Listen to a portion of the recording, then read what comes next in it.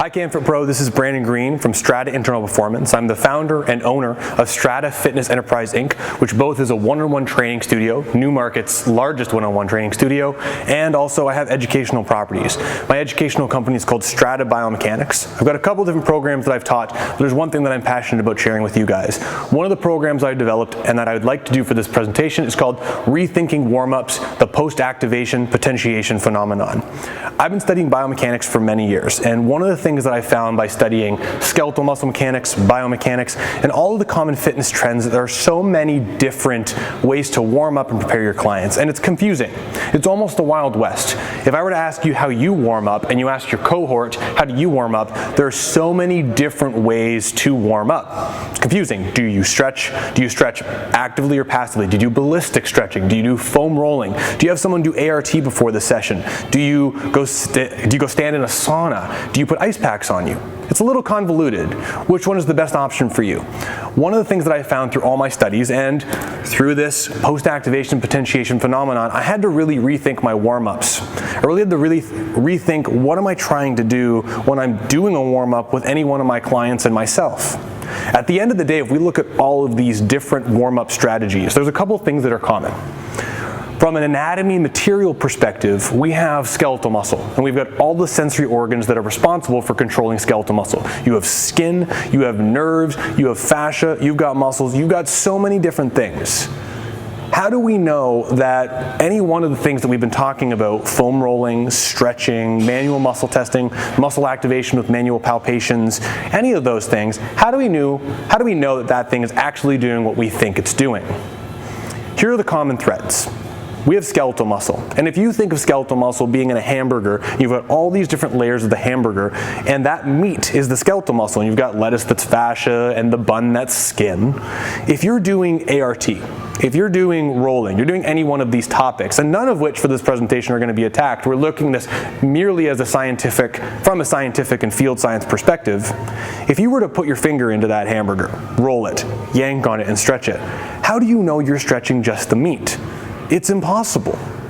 That's merely just one way to look at it. But when we're talking about post-activation potentiation, there are many different definitions of post-activation potentiation. An easy way of thinking of it, it's like muscle memory. But post-activation potentiation is talking about that after you dose the body, you apply force to the human body, that skeletal muscle, if you apply a dose that doesn't cause pain or doesn't cause fatigue, will increase in its ability to produce force by increasing calcium sensitivity, the nervous system excitement, or changing the pennation angle in a favorable way. That's pretty amazing.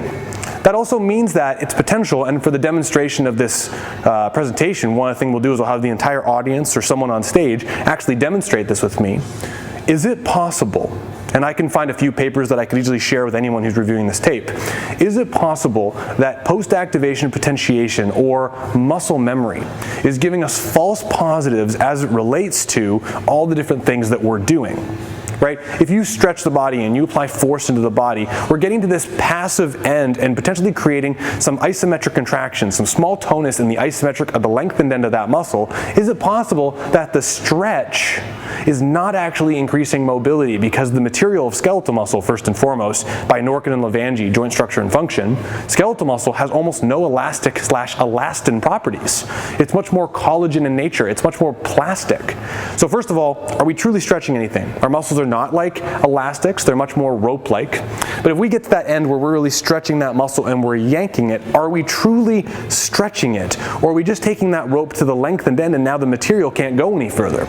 Is it possible when we get to that material end of the tissue that that material is stimulating the nervous system, stimulating the skeletal muscle, and increasing that skeletal muscle's ability to contract, which is allowing higher force production, and with higher force production, potentially better co-contractions, and if there's better co-contractions, is that what's increasing range of motion?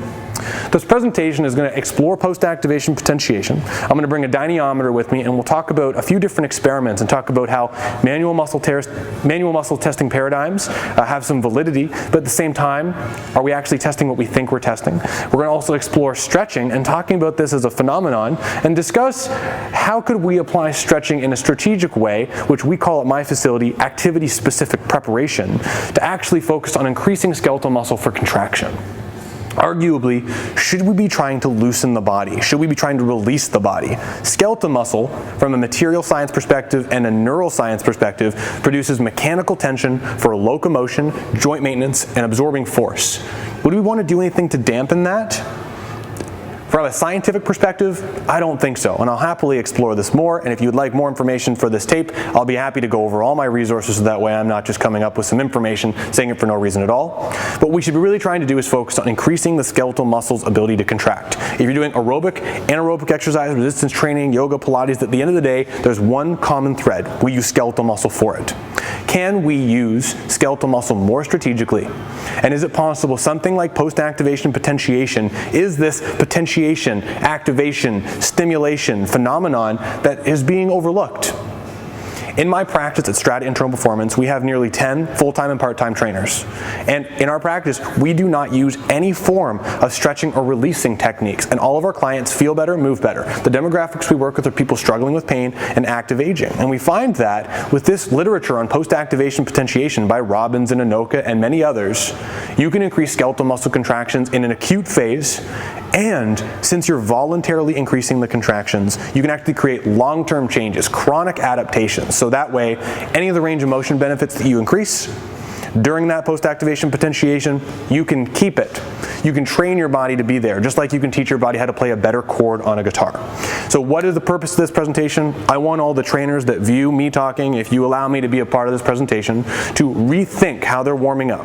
Rethink and open up their mind from an engineering perspective as to all the things they're doing, and from a material science perspective, from a neuroscience perspective, all the components that we have as anatomy, personal trainer-based fitness professionals. Could we be doing a better job? Could we be doing more an efficient job? And is it possible to actually make long-term changes with the warm-up? So maybe we don't have to warm up the same way every day long. We can actually do less of it and actually create better force production possibilities. Post-activation potentiation looks like a promising opportunity to talk about that. So we're going to explore that phenomenon, talk about the contractile mechanisms, and in this presentation, create some real-world examples where we're going to talk about myometric, isometric, and plyometric skeletal muscle contractions, talk about some demos, and I'll bring some sheet work as to some of the actual paperwork that we hand out to our clients for this activity-specific prep, talking about 6 to 7, we'll see, depending on what you guys like, different ways to improve skeletal muscle contraction pre-resistance exercise. I should note that I'm not saying that manual muscle testing, passive stretching, rolling, any of those things are bad, but I think that we need to approach it from a more scientific perspective. So CamFit Pro, my name is Brandon Green. My facility, Strata Internal Performance, Strata Fitness Enterprise in Newmarket. Strata Biomechanics is my educational property. You can check out my website at www.stratainternalperformance.com. My phone number is 905-806-7545. I would love the opportunity to speak at CamFit Pro. I've been doing these types of things for many years, but really haven't got outside of my comfort zone and spoke to a larger group like this in this educational way for a while, because I've been running my business and having a baby. So thank you for your time. Let me know how we can get involved. If you want another video for me to be more exploratory with the conversation I'm talking about, give you more science, that way I'm not just rooting on some random information, let me know. I'm happy to do anything I can to make this work for you guys.